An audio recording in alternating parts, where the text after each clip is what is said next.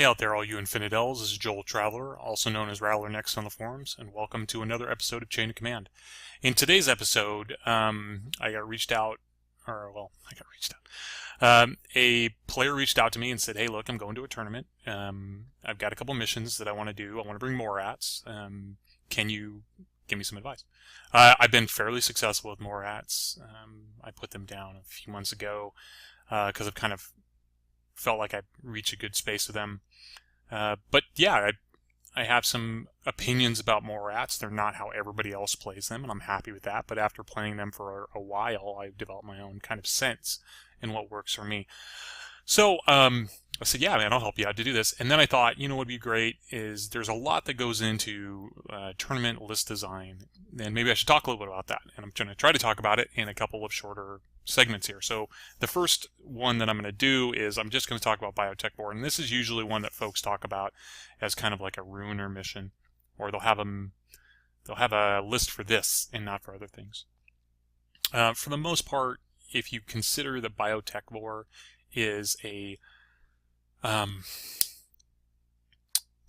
like a quadrant control mission with a few additional rules that make the ease and efficiency of infiltrators much more of a gamble.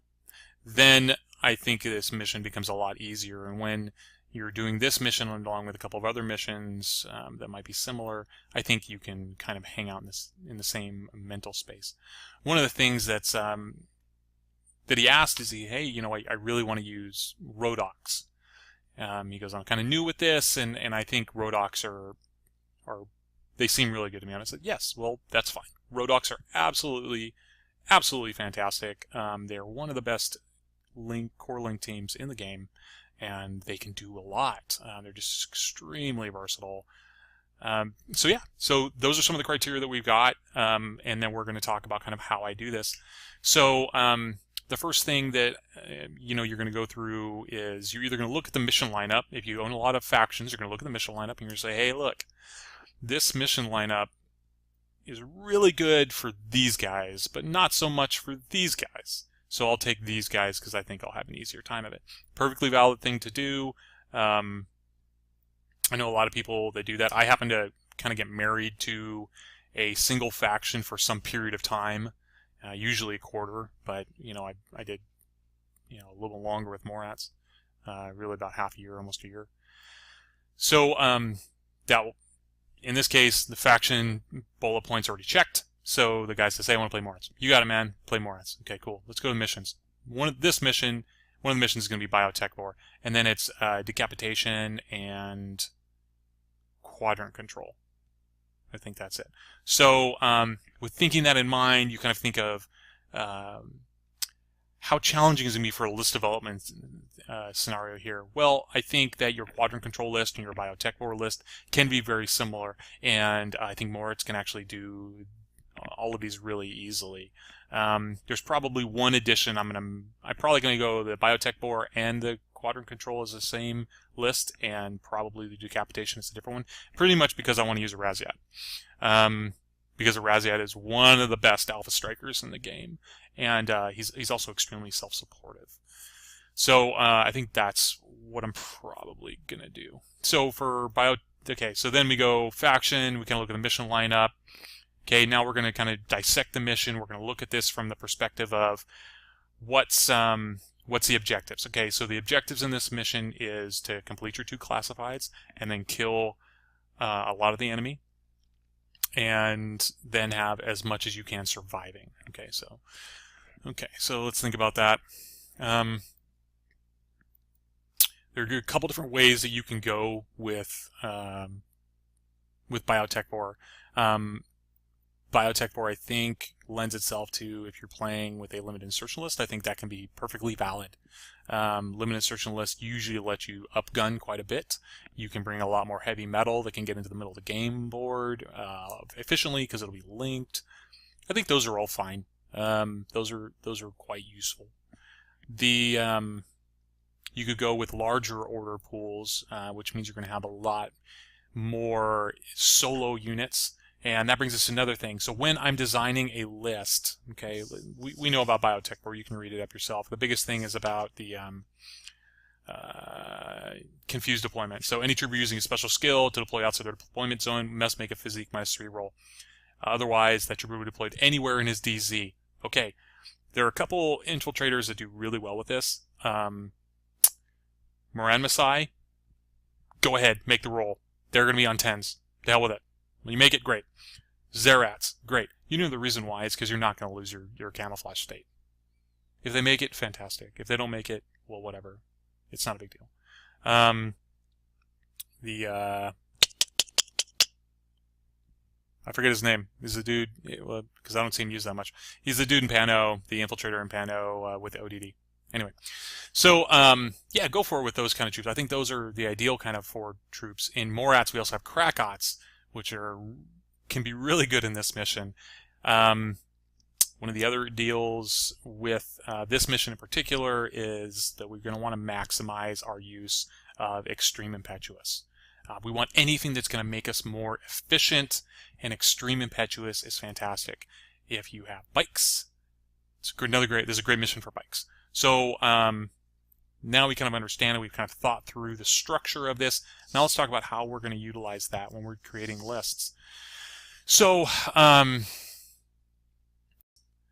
the biggest thing is, I think, when you do list creation, is you're not just looking at, like, I'm not just looking at this, okay? I'm looking at this with the idea that I have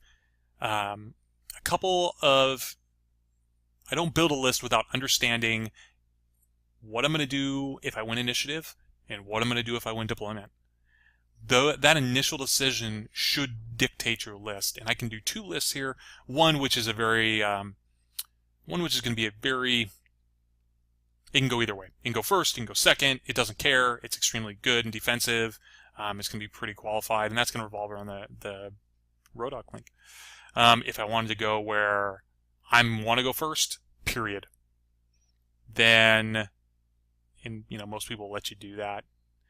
Then I might go with something else. I might go with a different approach. I might use Dadarazi as the core link. So I want to figure out what I'm going to do on that first roll.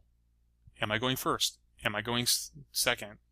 Am I going to deploy first? Am I going to deploy second? How am I going to handle things? Do I hide all my troops from AROs and let him move up the board with impunity? Or do I present a strong ARO, understanding that I'm going to lose models in that time period? So, yeah. That's one of the first initial decisions I think you need to make. The next kind of initial decision is, kind of just creating this theme for your list, is what are the opponent armies that you're going to see. Right now, this guy provided me actually with a list of his opponents and kind of what the meta would be. And it's a ton of ISS and it's a ton of JSA. That is going to inform our list building, absolutely. And you might be surprised about how I'm going to do that, but we'll see. So I think right now JSA is extremely popular. Let's not forget that it's extremely popular. Let's not forget that Oniwaban could possibly be there. With Biotech Board, I'm a little less concerned about it, because if they do come in Biotech Board, they've got to make some serious negative modifiers. And if he screws up, that's a 40-point model that's back in his DZ that doesn't provide him any support. But if he makes it, that can be a real... If I were to be doing it, I'd keep him in hidden deployment, and then I just wait till the last of my Dadarazi move past, and they'll all be kind of in a line in total cover from any far side ARO, and I would wait for that last one to go, and I would shoot my boarding shotgun right into him and hit like 5 Dadarazi and just try to wipe as many out as possible. I think that'd be a good use of that. That'd be pretty fun, especially if it's like towards the end of your order count. So I think... But I don't think you're going to see a lot of Oniwaban. I think the risk reward is unless you got a guy who's like real crazy, or he's using the same list, right? If he's using that, let's say, screw it, I got an Oniwaban anyway, I might as well go for the roll. But I think you're only going to get one. It's a 13 basic, it's -3 for the deployment. Yeah, I think it's +3. A lot of people are going to be freaked out about that. 65% chance. Anyway, so Oniwaban, maybe you see one, but I don't think you're going to see more of them. These are important distinctions to think about, okay?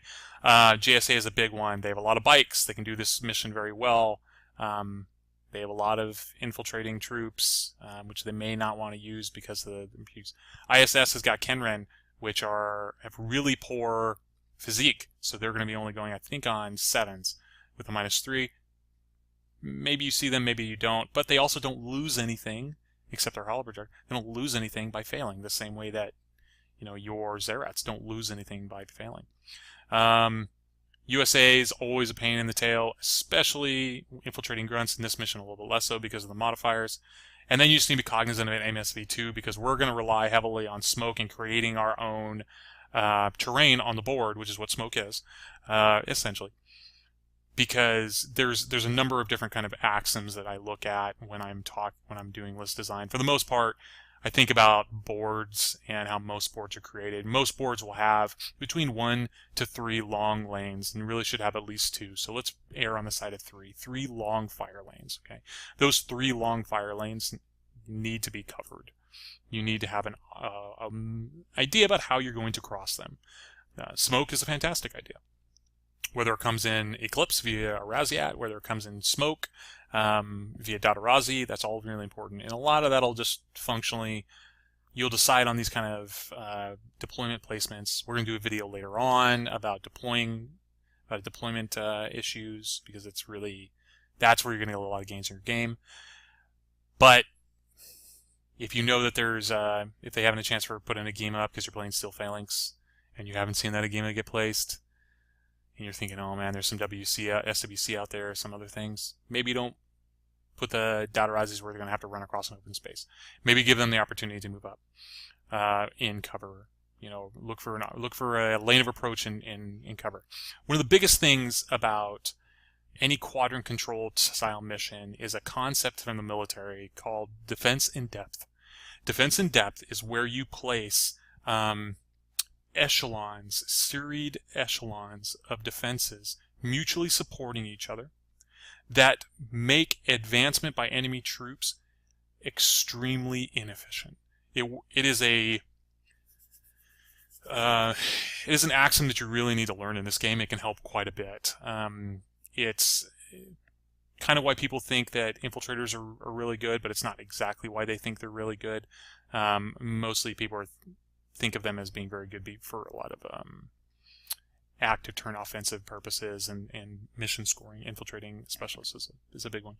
But for the most part, camo tokens mid-board are one of the most common, easiest, and useful defense in depth methods that we have in Infinity. There's a couple others that we'll go into. JSA is one of the best of these in the game because they have superior infiltrating, multiple options, infiltrating multiple options. They've got and then they've got correlating. So now you have to get through 3 different stages, 3 different physical areas to actually advance up the board, and then get into positions where you can kind of shoot guys out of cover and create the best modifiers. Anybody with AD can also help disrupt this. I mean, these are kind of classic modern military methods for circumventing defense in depth, which you just need to be cognizant of. So let's get back into this. Okay, so we've kind of talked about that. This guy says, hey, look, man, I got a lot of JSA, I got a lot of ISS. Okay, JSA and ISS, problems we're going to run into. Rushi in both lists, and we've got MSV2 in links in both lists. And your biggest problem is the CN and that Kempetai MSV2.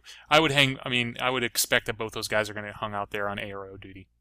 So if that's the case, what you're going to need is you're either going to throw Eclipse Smoke down via a Raziat that you either deploy on the board or that you bring in off a board edge. I think both of those are valid options. I may not do the off-board edge. I may not AD him in with Biotech War, but even having him on the board would not be a bad idea for that Eclipse Smoke. Because, and you need to kind of displace your smoke tossers here. The other thing is you're going to want to get into a shootout with your Rodox. So let's start with the Rodox, shall we? So, alright, oh yeah, I figured it's a swirly thing that goes to the left. Okay, so in this one, what I'm going to do is I don't use a lot of MSV2. I think it's an overcosted skill that has limited utility. I think there are other things that are actually a lot better to use, and pretty much that's anything that has a visual modifier in and of itself, and that means Rodox. So let's go with, I'm going to make these guys kind of defensive. You see something weird about my screen. I don't know why it does this. I'm going to do 2 missile launchers, and I'm going to do an HMG. I'm going to do a paramedic and a lieutenant. Okay, so this is how I'm going to start. You're like, man, that's a lot of SWC. And I'm like, yeah, right? Isn't that cool? So the reason I'm doing 2 missile launchers and an HMG is active turn, although the missile launcher on the Rodoc is one of the best active turn missile launchers in the game. It's fantastic. If you need to outgun somebody like a Kempetai with shock marksman rifle, your missile launcher or your HMG outranging him is going to be what you want to do. It's just, you're going to be so much better off. You're providing those -6s between range and cover for him while you're hitting on 15s. Like, that's what you want. So I'd probably move up and use the HMG really to do that. Your paramedic is normally I would not bring 2 missile launchers, but the idea here is I want to present a lot of different ARO opportunities in case I go second, and a Rodoc missile launcher is just great. So I'm going to put both of these out and then probably put the HMG on like a side where I can only see out to 32 inches, and he's going to have to engage me in a place that I'm comfortable. Your paramedic is fantastic because he's a very short range boarding shotgun guy, but he's got mines, so we can use him to help mine the midfield. Normally I would only bring 1 missile launcher, 1 HMG, and 2 paramedics, but I'm doing something a little different here because my idea here is I'm going to go second and engender a bunch of AROs. Now, target selection on this is going to be very, very important. What you want to do is if the enemy has any, if you're going second, you've made him deploy first. If he has any troops that are extreme impetuous, that needs to be locked down with a missile launcher. Okay, the reason for that is you want to be able to catch them in your blast and possibly catch other models with that template as well. So if they've misjudged this at all, you're going to be able to do some really great multiple unit damage, and that's what you ideally want to do. Yeah, I've got a story about this for another time, but it's a good one. So other things that I want to do is I'm going to want to, yeah, so Echidrons are fantastic for a number of reasons, not least of which because they're BTS 6, and they're pretty strong, and that's fantastic. So let's see, I want them in there. Okay, now here's a trick, okay guys?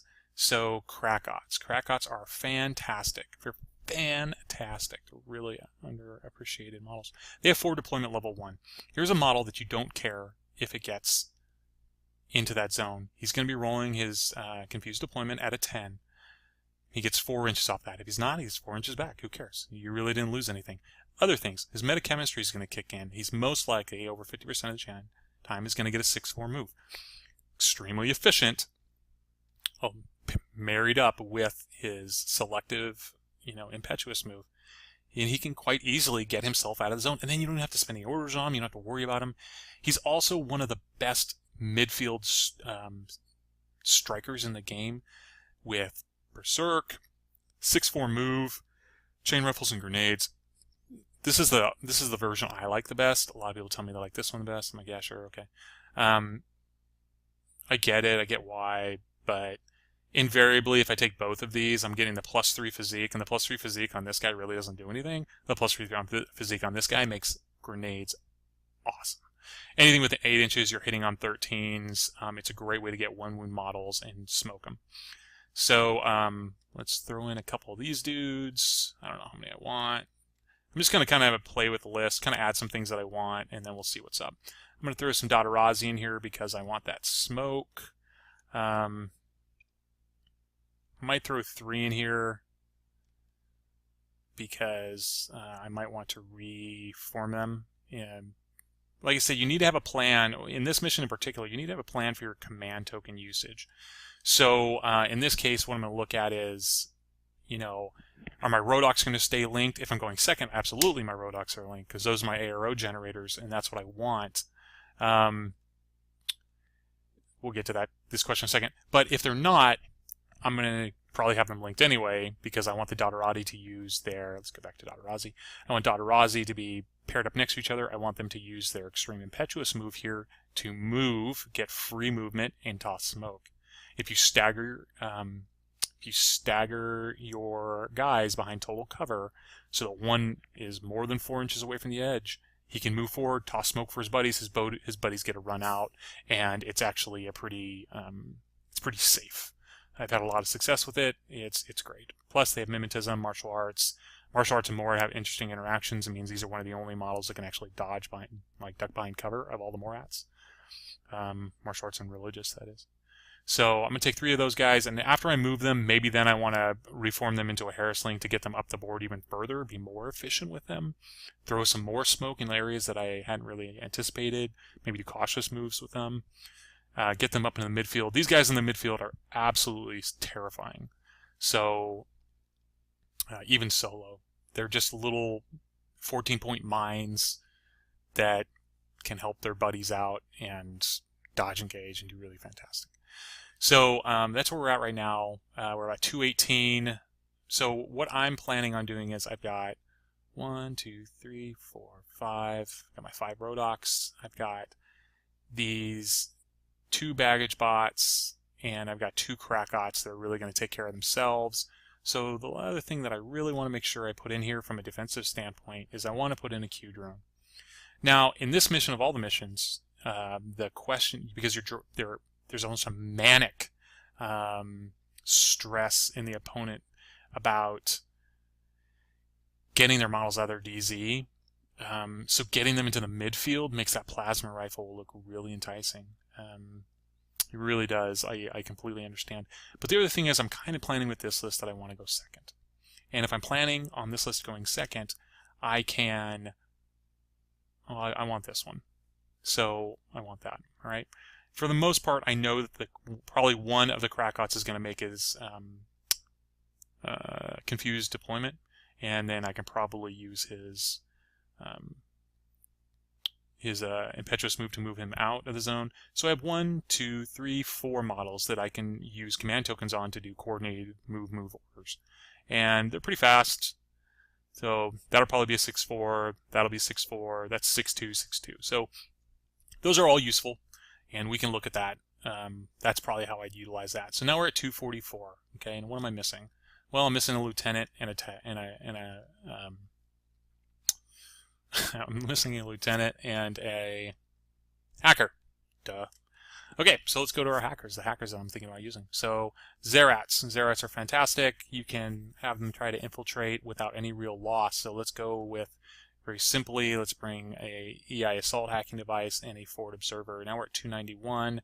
Okay, cool. I'm happy there. Oh, we do have a lieutenant. I forgot. We got the red lieutenant. Okay, then we've got, I guess, us 8 points left. So we got some thoughts here. Okay, so we have 8 points left. We can, with 8 points, there's a couple things we can do. It's really dependent on what we want to do with that. So one of the things we may want to do is we may want to drop an Icadrone, and then that provides us 9 and 9. That provides us 18 points.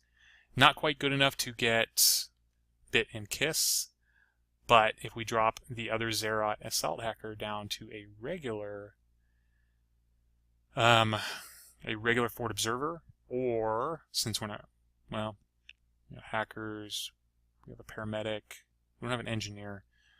So let's keep that in mind from a classified perspective, okay? The other thing is this combat rifle light flamethrower in mines, Zerat is actually legit. He can go into suppressive fire. She's great at being in that midfield, creating a -9 to hit her back, and the light flamethrower to protect her, putting mines out beforehand to help protect her from like rampaging chain rifle dudes, and she has mimetism, so that's actually a really underrated profile, but it's great in this one. So instead of Bit and Kiss, which is problematic because I also can't use a command token to move both of them, or to move her along with other people, and she's a normal movement at 4, maybe what I look at is, where are you? Where are you? Where are you? Where are you? Nope. Oh, there you are. So this is one of my favorite profiles in this army, is because you have a 17-point whip 13, like 4/4 moving engineer, but he's got boarding shotguns, he's got D charges, and he's got mines. You're 17 points. That's less than a clockmaker who doesn't get mines and gets a combat rifle. But he gets +2 whips, so I guess, it's a trade-off. But it's actually one of my favorite options. Put me at 308. Oh, what did I do? Oh, that's right. I had to drop somebody. So, yeah. So this is kind of what I'm thinking about right now. Yeah, this is kind of what I'm thinking about right now. Puts me at 299. So we got 15 orders here. You have a fairly self-contained second group. What I might do even is swap out the Morats for the Krakats and allow all my impetuous orders just kind of self-dart their way up. Let's take a look at that. Let's see what it looks like. Because then I can... Okay, so now what I'm going to do, I'm going to have a Q drone, which is a striker, a Rodox, which is a striker, but I'm using all of the orders here to try to move people out of the field. There's not a lot of people moving out of the field on their own. Yeah, maybe I don't like that. 4. What did I miss here? Oh, I forgot to bring one over. Oh, there we go. So no, I don't like that. So let's bring these guys back over. One of the plans you want to have for your order groups is you want to figure out exactly how you're going to utilize your orders. And your first turn is especially important because you don't want to cannibalize orders. You don't want to put all your strikers in one combat group because it can be really challenging. I might even do a 9-10 list like that. Because then my Dadarazi self-move out there, and then I can spend a command token. If one of these makes it great, the other two can move up. But I'm not really cannibalizing them. They'll move out. They're going to have to spend one command token to form these guys up and move them one additional space, even in addition to their extreme impetuous move. Then you need another command token to move these guys up. This guy will move out in 2 orders. These guys will move in 2 orders. These guys will move out. They're going to spend 3 orders on themselves, shooting and moving. That leaves you, but then getting out of the zone. Then you have 2 command tokens. So you have the Krakats will hopefully self-move them ways out of that, and the Kurgat can move up. The one thing that this list is missing, I think this is, if I was just doing Biotech War and I keep this as a Biotech War list, I think this is it. I think this is where I'd roll and stop.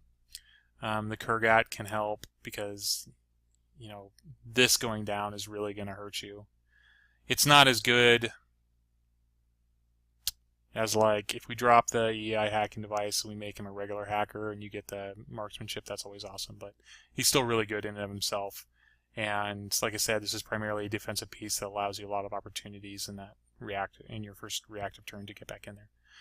So one of the things, though, if we're going to use something for quadrant control, is that we're going to run into a problem with JSA. Okay, so what I want to do here, I need an M drone. Okay, what I want to do here is I want to look at this guy. So for quadrant control, I might actually look at dropping my Kurgat and bringing this guy instead. In this mission, he's just good because he can move really fast, and he's a fast-moving specialist. But for the most part, it's really, you need in any mission but Biotech War, because I don't think you're going to see very many Oniwaban. This model has almost become mandatory if you're going to a tournament. You need something with sensor. Otherwise, your risk potential is so much high. The other thing is, a little piece of advice I'd like to give you guys is, if you are playing against GSA, always go first. Just make it simple. You play in GSA, yeah, I'm going first. If you win that roll, I'm going first. Because trust me, they want to go first. They can't take a hit very well. They're a big alpha strike unit. Other things that you might want to consider from this vantage point is, in general, US Ariadna, you always want to go first against. If they get infiltrating grunts on you, you don't want that in your life. Regular Ariadna, you may not want to go first because you have an opportunity then to go and possibly go kill a Spetsnaz, which is one of the best ARO removers in the game and can really, really damage you. If you have a plan, though, you can make that happen. In Steel Phalanx is another one that I don't necessarily like to allow to go first because I want an opportunity to do some damage. If you're playing Steel Phalanx, by the way, this missile launcher against Phoenix, and you just have to plan to play for Phoenix, this is what you're shooting him with. Okay? You'll be 2 dice at 9s, he'll be 2 dice at 13 minus 9, 2 dice at 4s. But this is your opportunity to kill him. This is what I'd go with. So, this is what I'm going to say right up in this set. Yeah, I think this is how I would do my Biotech War mission. So, let me just save it. Biotech 4. Alright, guys. This has been fun. I hope you guys have learned a little bit. I don't know if learning because like I'm teaching. I'm just talking about what I do. So I hope you guys have enjoyed this particular episode of a Chain of Command where we make a list. Make a list for Morats and Biotech. Okay, guys. Have a good one.